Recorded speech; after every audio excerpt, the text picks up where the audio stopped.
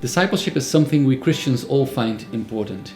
We do agree that every church should make disciples, right? We would argue that that is the core of the Great Commission. Enough easy talk though, because that is easier said than done, right? When we would ask each other how that is done, we often lack a clear-cut answer. But we don't think it needs to be that way.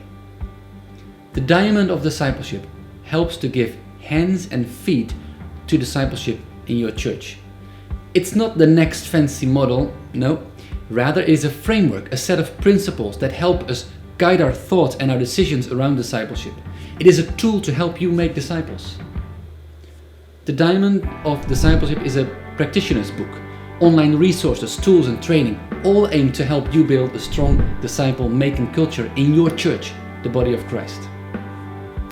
Dream and act with us. What would happen if we all would begin to live out these principles?